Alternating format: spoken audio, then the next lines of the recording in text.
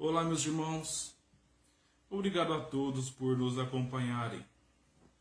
Hoje nós vamos tratar sobre um assunto que muitas religiões ou muitas pessoas não comentam suficientemente, que é a vida após a morte. Nós, incontestavelmente, reconhecemos que das religiões cristãs, todas sabem e reconhecem que a alma continua sua vida depois da morte. Uns acreditam que nós vamos para o céu se fizermos o bem, ou para o inferno se fizermos o mal. Outras acreditam que nós vamos ao purgatório.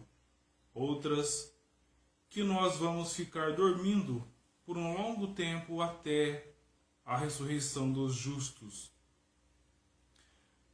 A doutrina espírita, no entanto, nos ensina que nós, depois que desencarnamos, somos destinados a colônias espirituais que nos servem como lares temporários, até que nós possamos retornar para a Terra novamente, em uma nova experiência, em um novo corpo, em um corpo de criança novamente, recebendo novamente as instruções de nossos pais, recebendo novamente também o amor de nossos pais e tendo a oportunidade de fazer melhor do que nós fizemos em uma encarnação passada.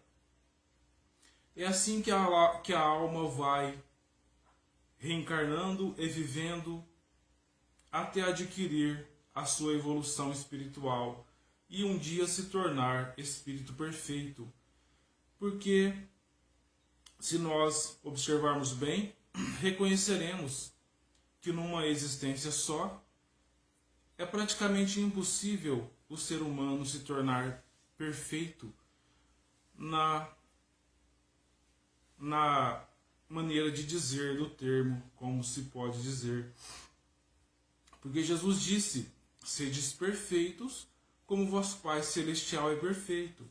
Mas nós não vamos nunca alcançar a perfeição do Pai Celestial, porque Ele é o Criador de todas as coisas. Deus, conforme disse Allan Kardec, na pergunta número 1 do Livro dos Espíritos, quando Kardec pergunta: que é Deus?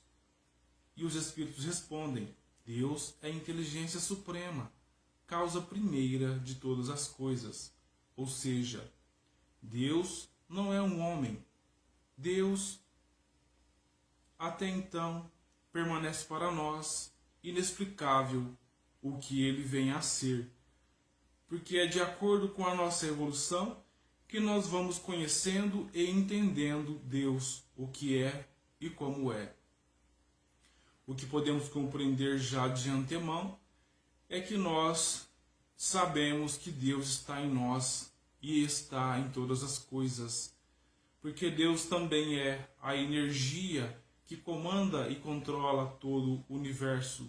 Entre muitas coisas que Ele nos representa, essa é uma delas.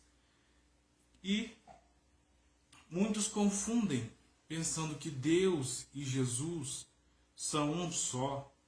Porque quando Jesus disse que eu e o Pai somos um, ele se referia ao que Deus trazia como propósito e ao que Jesus vinha também trazer na Terra, era o mesmo propósito, o de trazer o amor à humanidade. Ou seja, o propósito se referia a um só.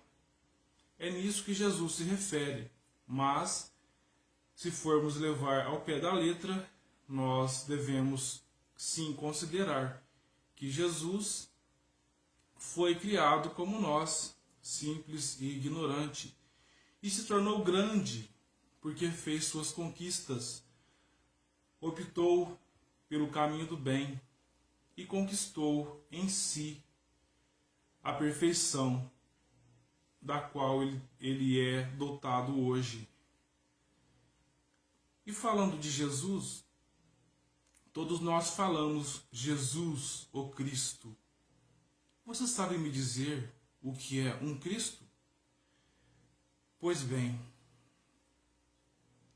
no livro A Caminho da Luz, de Francisco Cândido Xavier, Emmanuel nos fala que existem vários Cristos pelo universo. Ou seja, Jesus é o Cristo do nosso planeta. Outros planetas têm outros Cristos. Mas o que é realmente então um Cristo? O Cristo, depois que o Espírito atingiu ao ápice da perfeição, ele recebe o convite para iniciar um novo processo de evolução que vai além da perfeição do Espírito, que é o Cristo, onde ele alcança, depois de mais alguns bilhões de anos, uma nova evolução, que é o Cristo. E os Cristos, pode-se dizer, chamados conselhos de Deus. O conselho de Deus, ele se reúne para determinar os acontecimentos necessários para cada planeta, para cada sistema solar. E aqui estamos, nós. Muitos falam, então quer dizer que no Apocalipse também vai acontecer isso? E aí, meus irmãos, eu venho mais uma vez a lhes dizer, o Apocalipse, como se diz na Bíblia, é necessário ser melhor entendido e compreendido. O Apocalipse não é um acontecimento onde vai acontecer tragédias e a terra vai abrir e muitos vão cair dentro e vai acontecer terremotos e tudo mais. Isso são cataclismos naturais da natureza que sempre aconteceram. São coisas necessárias que, como sabemos que nada é por acaso, as pessoas que precisam passar por isso são aproximadas desse acontecimento. O Apocalipse, no que se diz respeito à transformação do ser humano, é o momento em que as galáxias se aproximam. Os planetas também ficam mais próximos. E nesse momento acontece uma transferência em massa de espíritos de um planeta para outro. Mas por que essa transferência? E aí chega o ponto em que a doutrina espírita nos ensina. É a regeneração. Todos os planetas, assim como nós seres humanos, também evoluem. E a Terra está chegando no seu ápice da evolução, pelo menos no que se diz respeito à regeneração. Então, ela está passando do sistema de expiação e provas, onde o mal reina em grande quantidade, para regeneração, onde os espíritos que nela habitarem poderão ter um pouco mais de paz, poderão ter um pouco mais de confiança em Deus, porque não estarão mais subjugadas pelo mal, conforme acontece na expiação e provas. Então, o Apocalipse, aproveitando esse processo, aqueles espíritos que não estiverem preparados para estarem na Terra regenerada, serão exilados para essas outras galáxias, para esses outros planetas, onde as coisas são mais primitivas, onde tudo está ainda por iniciar, serão exilados para lá, para que eles possam, depois de suas vivências nessas esferas, e redimidos para com a lei maior, e suficientemente evoluídos para a regeneração, poderão estar novamente na Terra.